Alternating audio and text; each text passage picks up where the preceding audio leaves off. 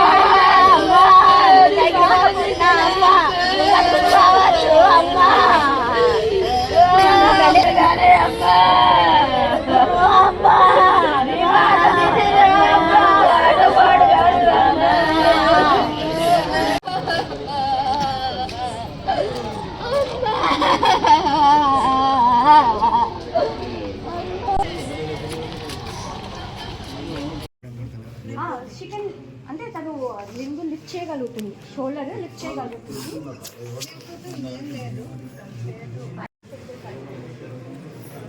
Discharge అవ్వచ్చు, కాకపోతే అబ్జర్వేషన్లో పెట్టుకున్నామని చెప్పి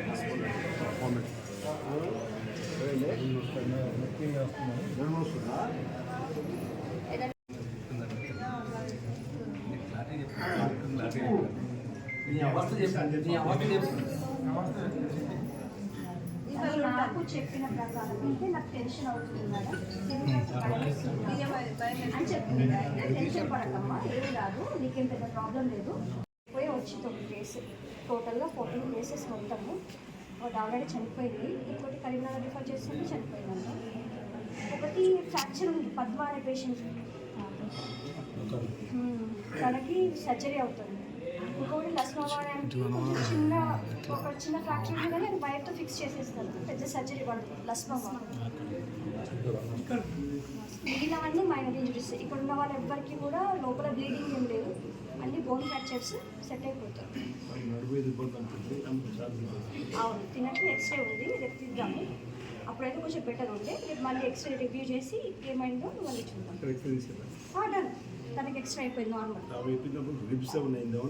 లేదు, చూసాం సార్ మేము, అయిపోయింది.